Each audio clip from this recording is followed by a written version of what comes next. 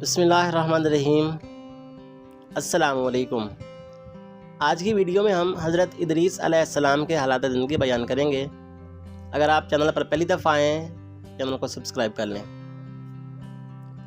حضرت ادریس علیہ السلام اللہ تعالیٰ کے تیسرے نبی تھے جو حضرت آدم علیہ السلام اور حضرت شیس علیہ السلام کے بعد نبوت کے جلیل القدر منصب پر فائز ہوئے۔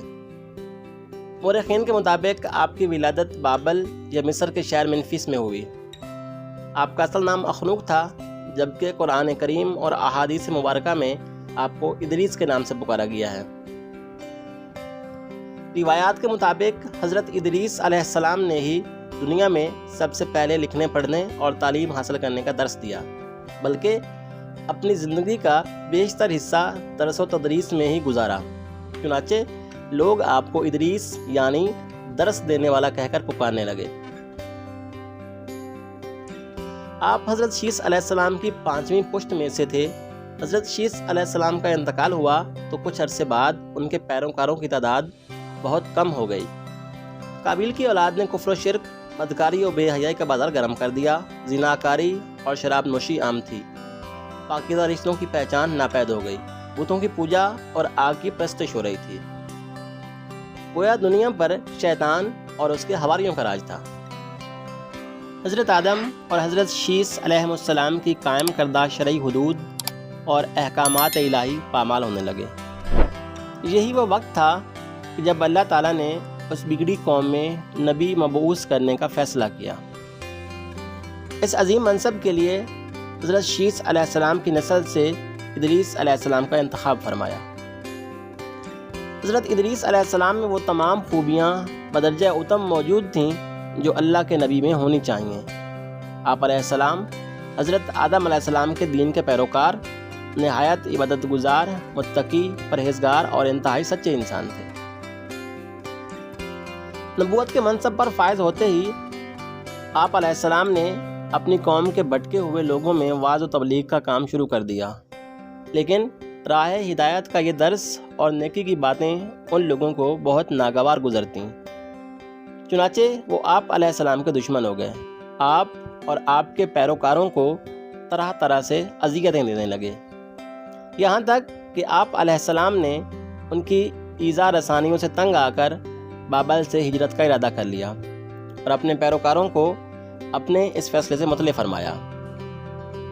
بابل چونکہ دریائے فرات اور دریائے دجلہ کے کنارے ایک سرسبز و شاداب علاقہ تھا، لہٰذا لوگوں کے لیے اس علاقے سے ہجرت کرنا خاصا مشکل فیصلہ تھا، اور انہوں نے اس حوالے سے تحفظات کا بھی اظہار کیا۔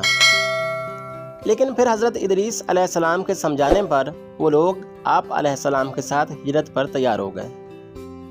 حضرت ادریس علیہ السلام اور ان کے پیروکاروں نے بابل سے مصر کا رخ کیا اور دریائے نیل کے کنارے آباد ہو گئے، جو بابل سے بھی زیادہ سرسبز و شاداب علاقہ تھا۔ حضرت ادریس علیہ السلام نے یہاں کے لوگوں میں درس و تدریس کے کام کو جاری رکھا۔ آپ علیہ السلام اس وقت لوگوں میں رائج تمام زبانوں سے واقف تھے اور عوام کو انہی کی زبان میں درس دیتے تھے۔ حضرت ادریس علیہ السلام کی زندگی میں 2 چیزیں بہت ہی نمایاں ہیں، ایک وعظ و تبلیغ اور دوسری آل قابیل کے ساتھ جہاد۔ چونکہ انہیں وعظ و تبلیغ میں ملکہ حاصل تھا، چنانچہ ان کی پہلی کوشش یہی رہی کہ وعظ و نصیحت سے ہی آل قابیل راہ راست پر آ جائے اور دنیا برائیوں سے پاک ہو کر ایک اللہ کی عبادت کرنے لگے۔ لیکن شیطان نے ان لوگوں کو پوری طرح اپنی گرفت میں لے لیا تھا۔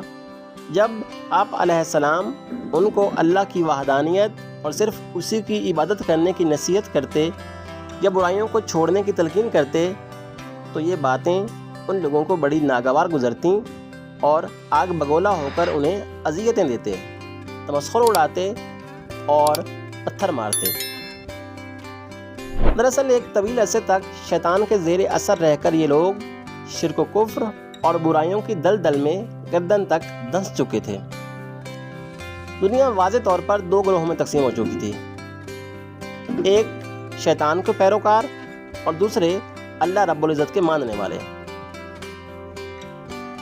حضرت ادریس علیہ السلام اس صورتحال پر بڑے دل گرفتہ اور پریشان رہا کرتے تھے۔ آپ علیہ السلام نے لاکھ کوشش کی کہ کسی طرح تبلیغ کے ذریعے ان لوگوں کو راہ راست پر لایا جا سکے، لیکن جب کوئی صورت نظر نہ آئی تو انہوں نے اللہ تعالیٰ کے حکم سے ان لوگوں کے خلاف جہاد کا فیصلہ کیا۔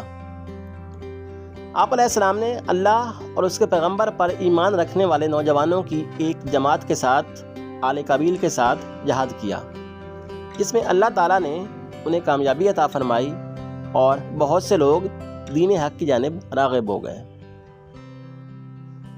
حضرت کعب رضی اللہ تعالیٰ عنہ فرماتے ہیں کہ اللہ عز و جل نے حضرت ادریس علیہ السلام کی طرف وحی بھیجی کہ میں تمہیں ہر روز تمام بنی آدم کے اعمال کے برابر درجات دیتا ہوں۔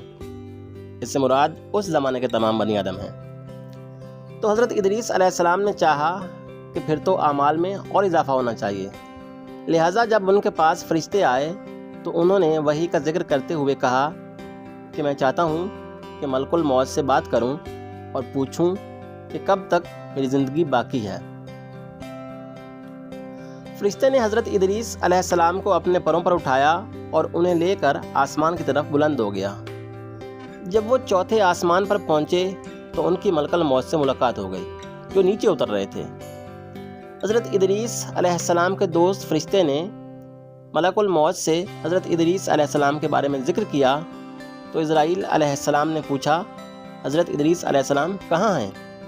فرشتے نے جواب دیا، وہ میری پشت پر ہیں۔ اس پر ملک الموت نے حیرت کا اظہار کرتے ہوئے کہا کہ تعجب ہے، مجھے پروردگار عالم کی طرف سے کہہ کر بھیجا گیا ہے کہ حضرت ادریس علیہ السلام کی روح چوتھے آسمان پر قبض کر لو، تو میں نے سوچا کہ وہ تو زمین پر ہیں، ان کی روح چوتھے آسمان پر کیسے قبض کروں؟ ابھی اسی سوچ و بچار میں تھا اور زمین پر اتر رہا تھا کہ انہیں لے کر تم چوتھے آسمان پر آ گئے۔ پھر ملک الموت نے ان کی روح قبض کر لی۔ امید ہے آج کی ویڈیو سے آپ کی معلومات میں مفید اضافہ ہوا ہوگا، تو چینل کو سبسکرائب کر کے بیل آئیکن پریس کر لیں تاکہ آئندہ بھی آپ کو ہر ویڈیو پر وقت ملتی رہے۔